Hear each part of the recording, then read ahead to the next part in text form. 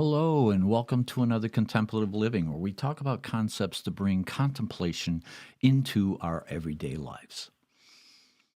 Well, today we're going to talk about the bond of companionship. The bond of companionship. And Spirit once said to me, a bond of companionship makes our life journey more rewarding and enjoyable. So what was Spirit talking about? It reminds me of when I would spend some time with my friends, and we would go to a coffee shop and just share our lives with each other, and that bond would grow. It's kind of interesting how when we are with each other and face to face, not so much texting. But, texting can supplement our relationships, right? But it's that companionship. It's that bond that's developed in companionship that is the most rewarding. And so that's what we're going to talk about. So let's get to it. Welcome. Now creating a life of peace. This is Contemplative Living with David Bennett. Contemplations and reflections to help with spiritual living. This podcast is made possible by dharmatalks.com.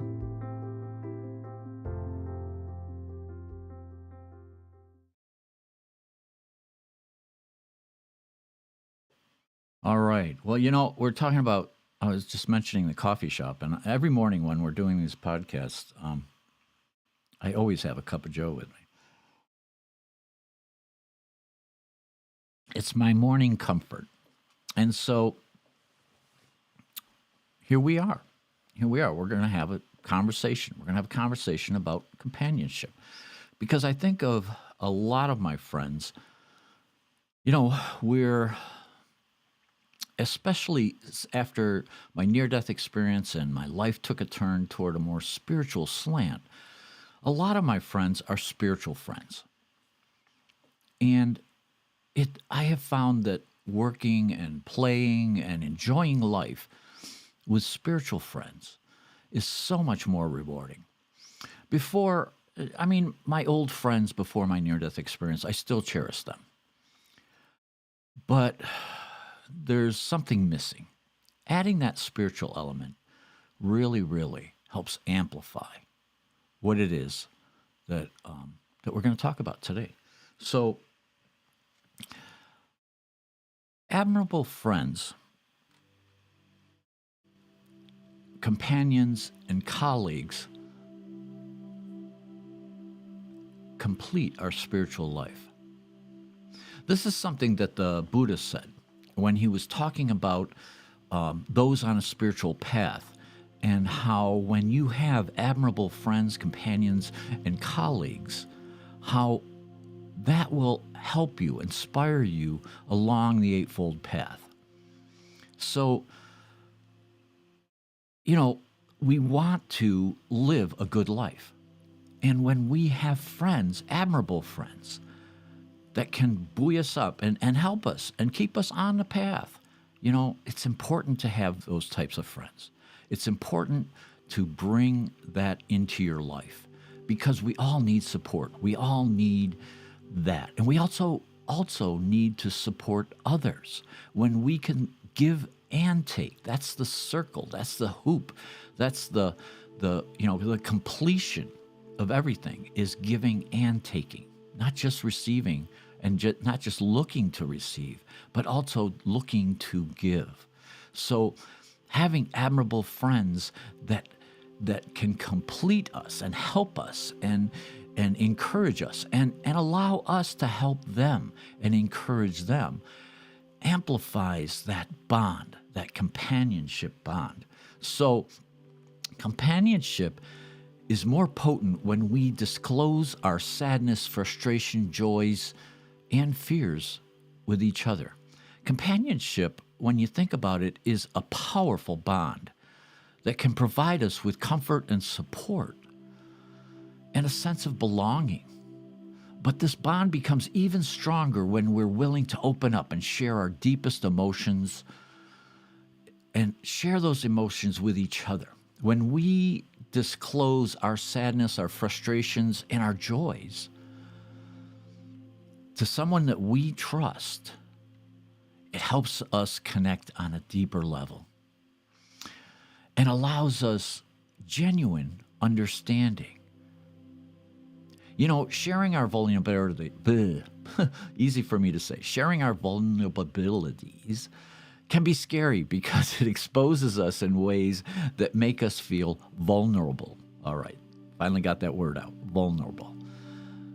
You know, when we allow ourselves to be vulnerable with others, it opens the door for true companionship, where mutual trust can grow.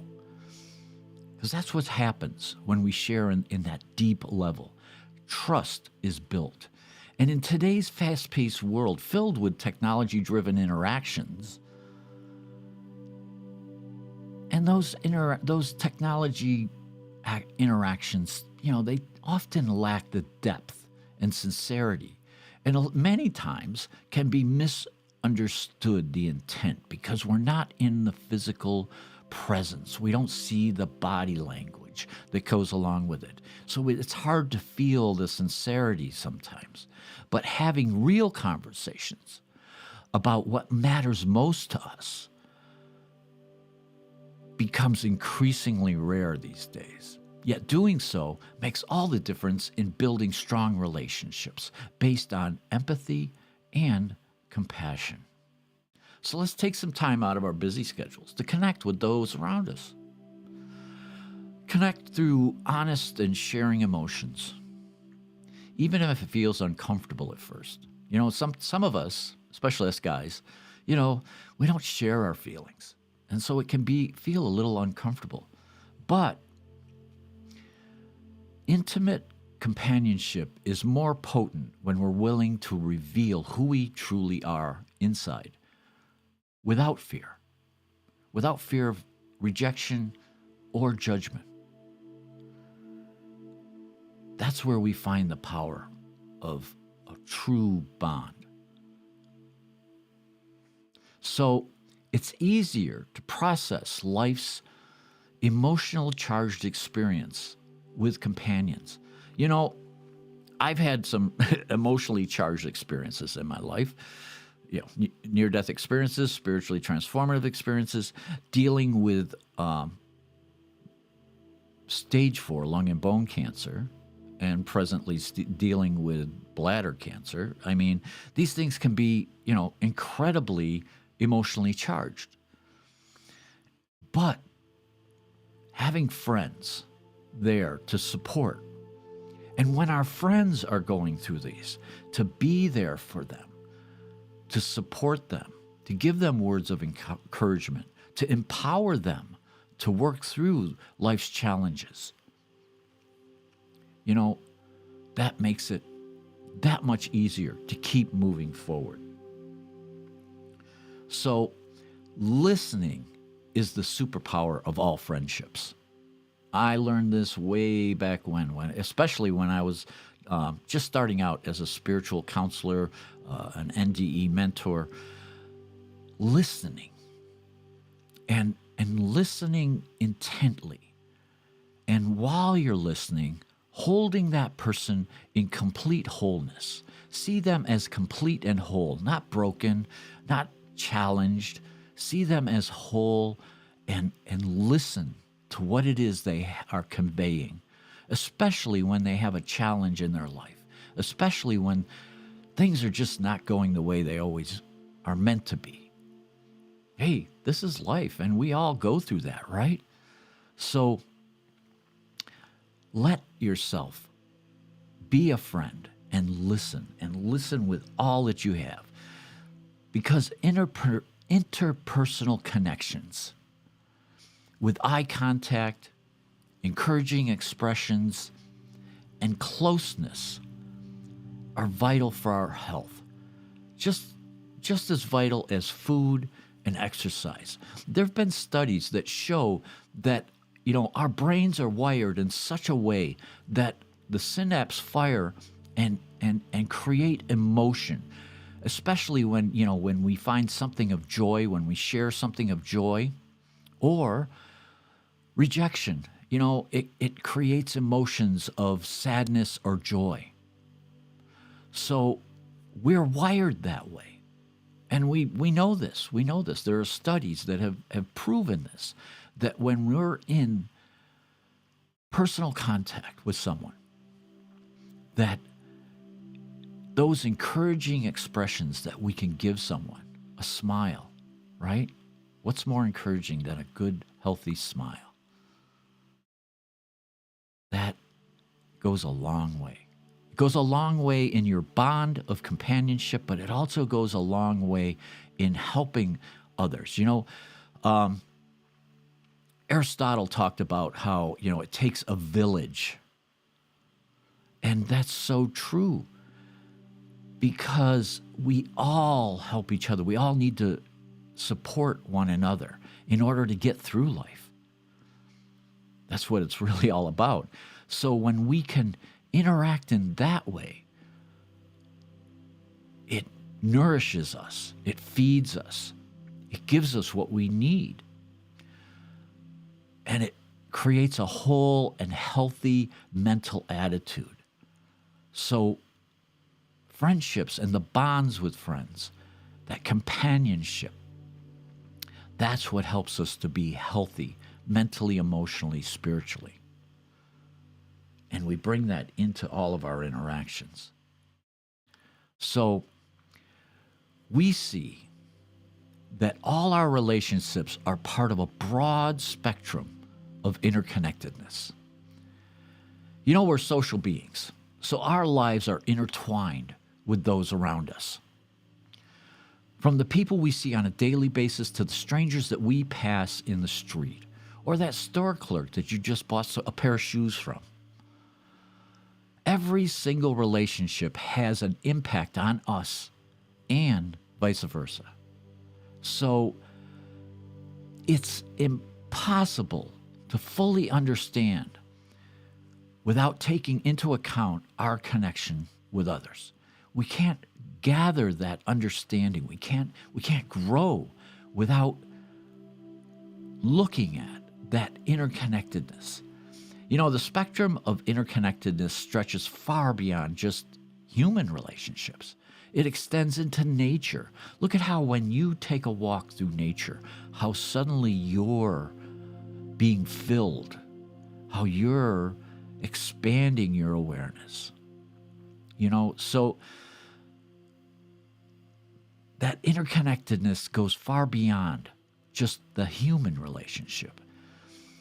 It goes into nature and even the objects that surround us. We rely on plants to clean the air, and water and animals for food and companionship. And when you really think about it, even technology for communication and entertainment. How many times have you watched a movie that has moved you, has inspired you?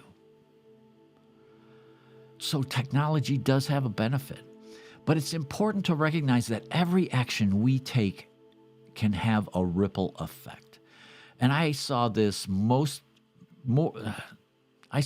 really intently within my NDE, that every action we take can have a ripple effect across that broad spectrum of interconnectedness. I saw where a small act of kindness towards someone could brighten their day and lead them to spread positivity to others that they may encounter.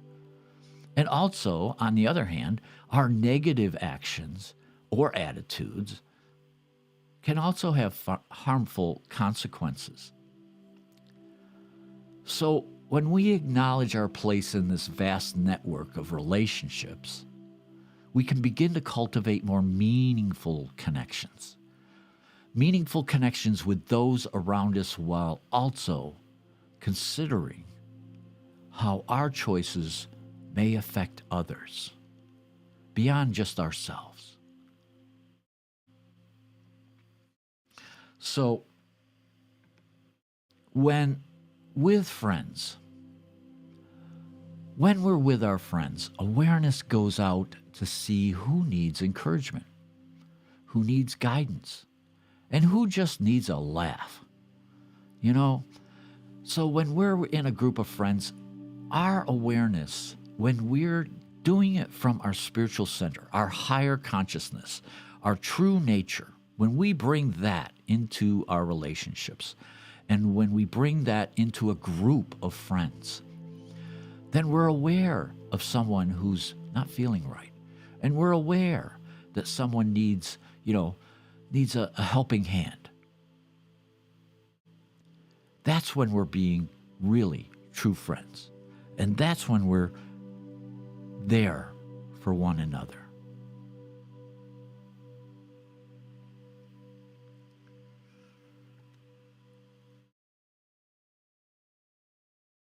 Companionship and the bonds of companionship make us healthier, wiser, more able to deal with what is going on in life. And we need that. We need that in order to move forward in our daily lives and to help in all of our interactions. So I hope you see where developing those friendships. You know, Cindy and I were spending some time learning the ways of the Bodhisattva with His Holiness, the Dalai Lama. And one person asked, "Oh, Your Holiness, will you become my guru?" And he said, "I can't do that. I have too many obligations, but I can be your spiritual friend." And so in this hectic life, and I took that really to heart, that, in this hectic life, we can all be spiritual friends. And we can be there for one another. And the more we do that, the better we're going to build this world in which we live in. So I hope you have an amazing week up ahead. And that you find that friend. And you reach out and you have a cup of coffee with them. Have a blessed week. Namaste. Thank you for listening today to Contemplative Living with David Bennett. Please be sure to subscribe, listen, and share with your friends wherever you listen to your podcasts. You can find us on YouTube, Apple Podcasts, Spotify, iHeartRadio, and the Podbean app. You can find the links to these on David's website, dharmatalks.com, on the Contemplative Living page. Have a blessed week.